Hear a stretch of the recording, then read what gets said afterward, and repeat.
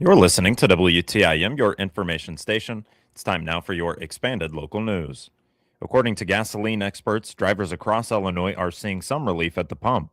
Average gas prices in the state have dropped just over 2 cents per gallon in the past week, now sitting at about $3.01, according to Gas Buddy. That's nearly 22 cents cheaper than a month ago and about 18 cents lower than this time last year. Gas Buddy's surveys of more than 4,000 Illinois stations shows prices ranging widely across the state, from a low of $2.15 a gallon to a high of $4.79. Nationally, gas prices also continue to fall. The U.S. average dropped 4.5 cents in the past week to about $2.85 a gallon. Diesel prices nationwide are also down, now averaging about $3.62 per gallon. Gas Buddy analyst Patrick DeHaan says the national average is at its lowest point since March of 2021, just ahead of the Christmas travel season. He adds the decline is being driven by refineries boosting production and lower crude oil prices, with the downward trend expected to continue into the end of next year. Looking around the region, prices are averaging $2.93 in Peoria, $2.70 in St. Louis, and $2.83 in Champaign, all down from last week. Gas Buddy says motorists nationwide are saving hundreds of millions of dollars each week compared to this time last year.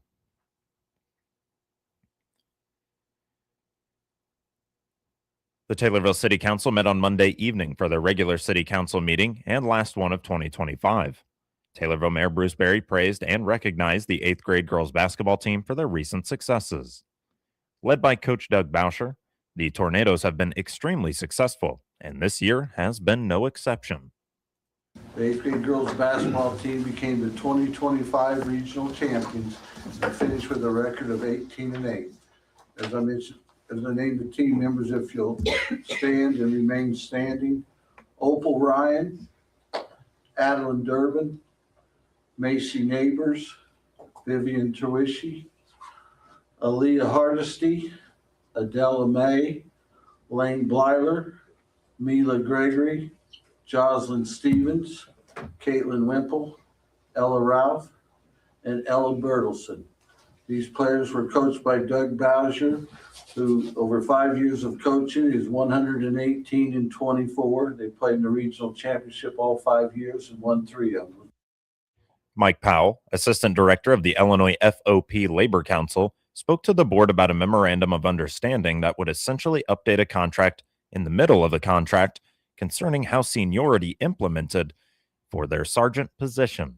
What's before you tonight is a memorandum of understanding, which is a technical term to alter a contract in the middle of a contract. It's just a way to make an adjustment. It came to the union's attention that there was a conflict on how seniority was being implemented at the police department as far as the sergeant's position. And I came down from up north and met with the group in November. I believe it was November, and had a vote, had some discussion and debate on how they wanted to proceed with their seniority clause of their contract.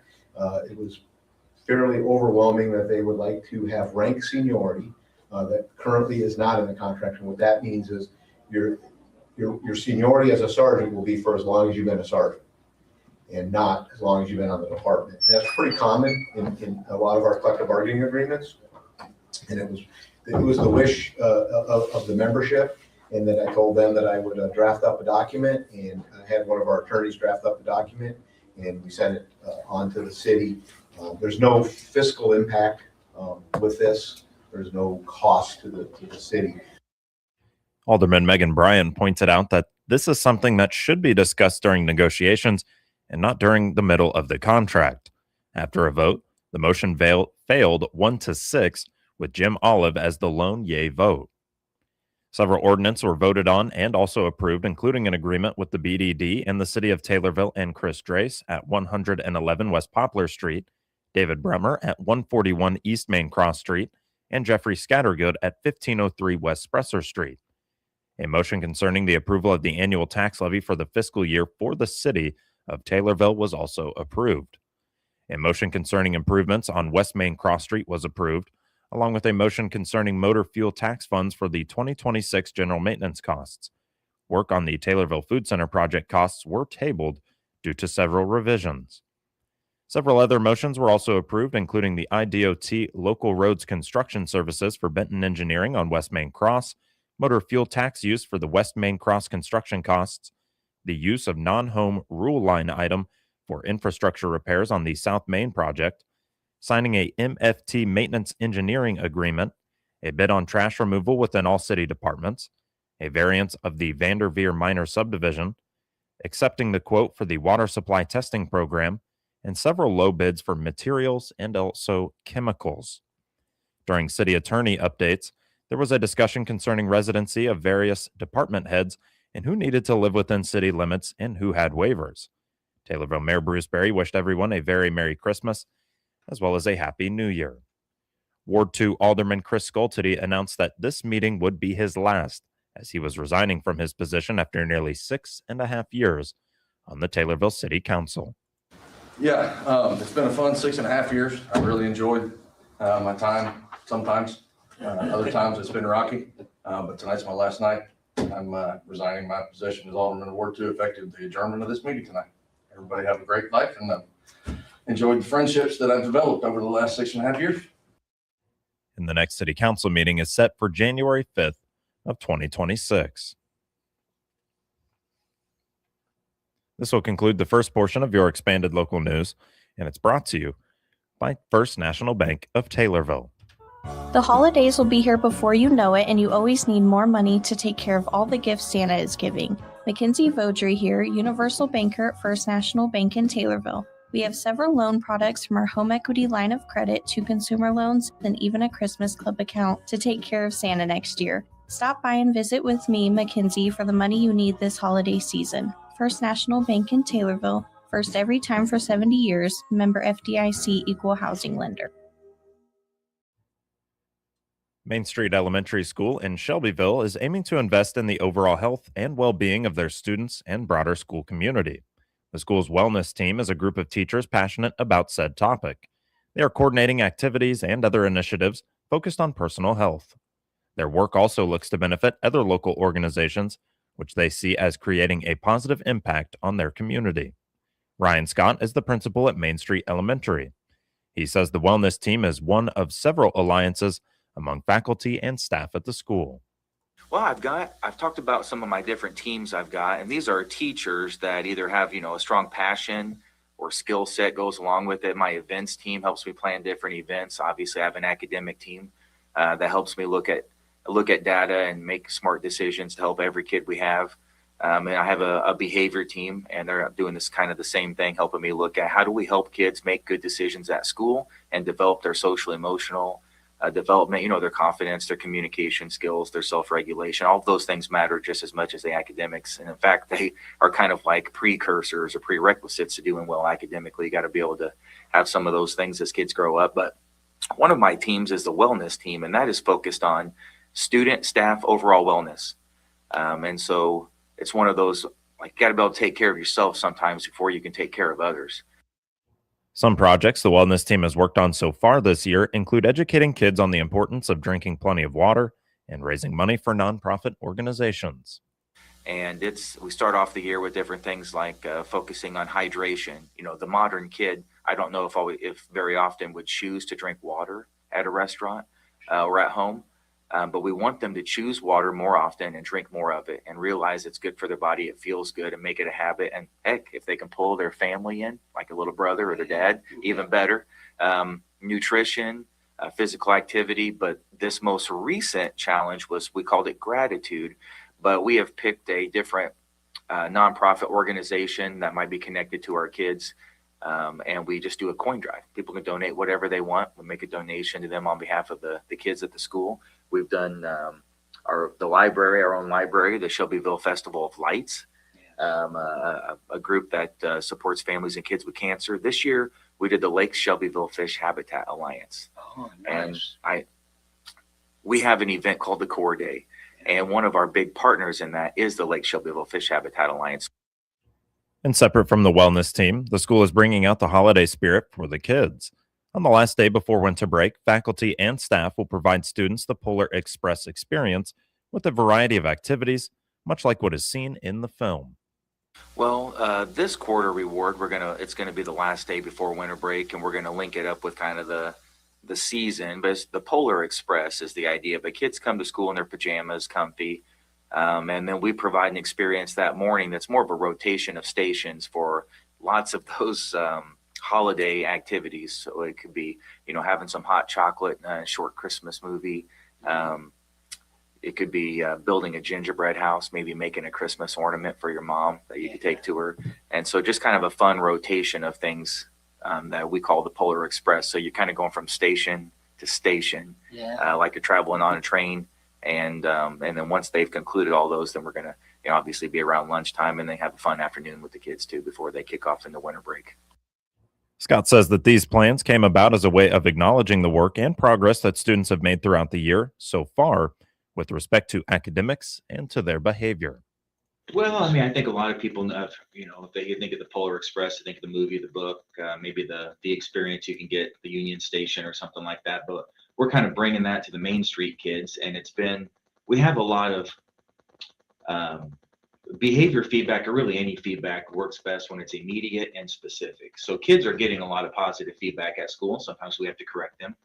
And so there are a lot of immediate goals, but one longer term goal is a quarter long goal.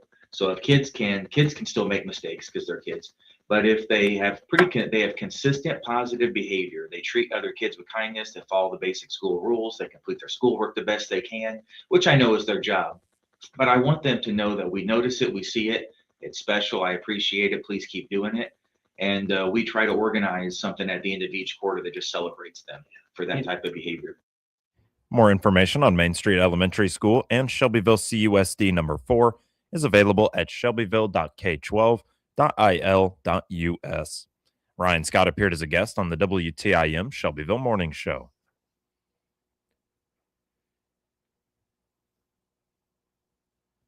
University of Illinois Extension staff from across the state recently gathered in Urbana to strengthen collaboration and celebrate outstanding work in local communities.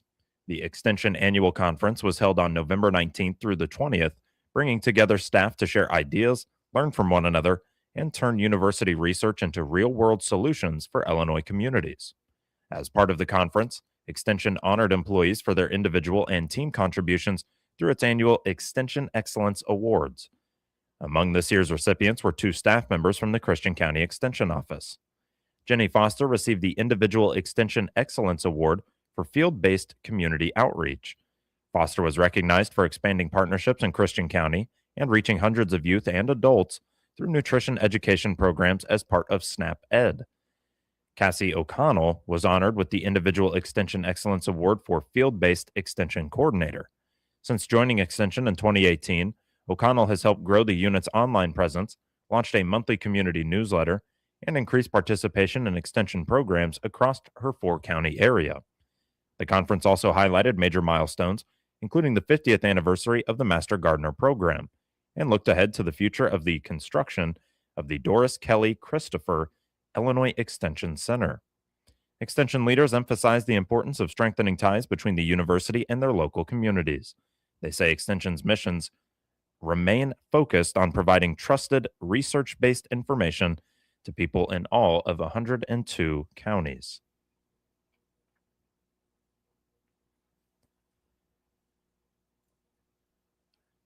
Illinois House Minority Leader Tony McCombie says estate tax reform is picking up momentum in Springfield.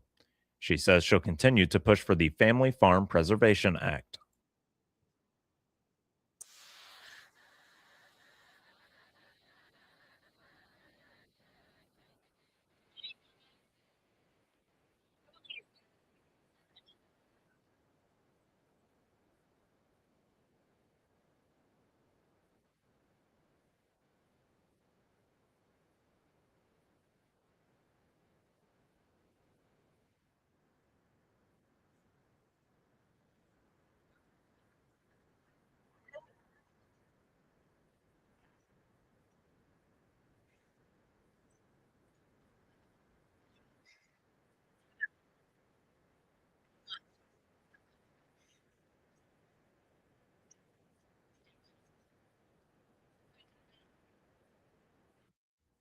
The spring legislative session begins in mid-January.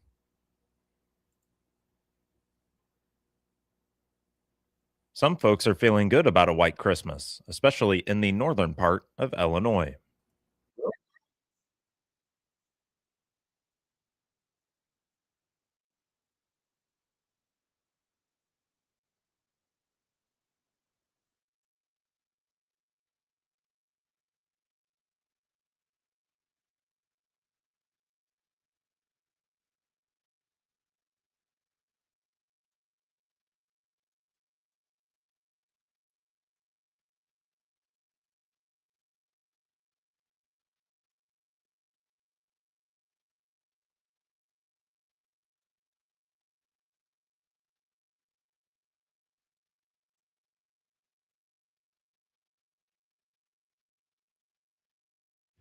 Meteorologist Paul Otto is with Freeze Notice Weather. The winter meeting session is ramping up, and the Everything Local Conference is set for January 28th through the 30th at the Bank of the Springfield Center.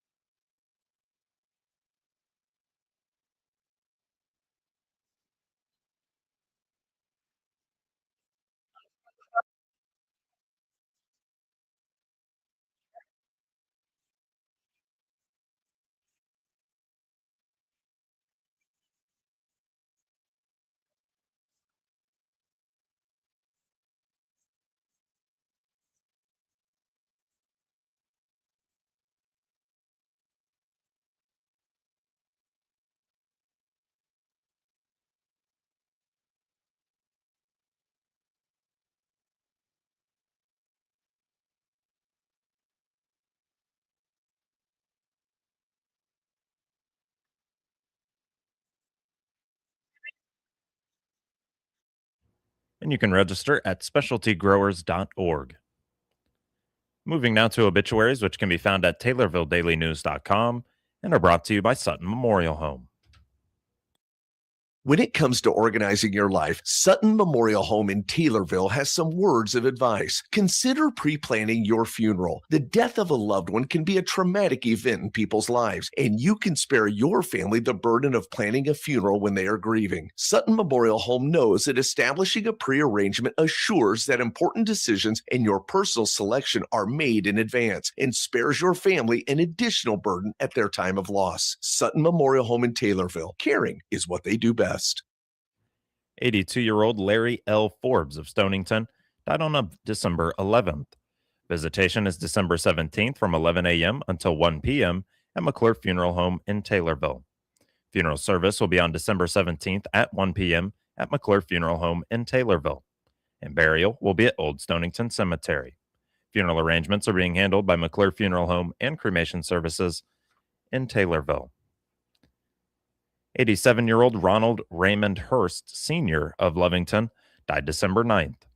Visitation was yesterday, December 15th, from 1 until 2 p.m. at McClure Funeral Home in Taylorville, with his funeral service to follow at 2 p.m. Burial will be at Oak Hill Cemetery. 63-year-old Tony Marie Bennett of Taylorville died on December 9th. Visitation is today, December 16th, from 10 a.m. until 11 a.m. at McClure Funeral Home in Taylorville. Funeral service will be today, December 16th at 11 a.m. at McClure Funeral Home in Taylorville. Interment will be at Oak Hill Cemetery. Funeral arrangements are being handled by McClure Funeral Home in Taylorville. And 80-year-old Larry N. Sachs of Morrisonville died on November 26th. Visitation is December 20th from 10 a.m. until 12 p.m. at First United Methodist Church in Morrisonville. A memorial service will follow at 12 p.m. Funeral arrangements are being handled by Sutton Memorial Home in Taylorville. Get details on these and other local news stories at TaylorvilleDailyNews.com or hear them every hour on WTIM. WTIM is your only local news radio.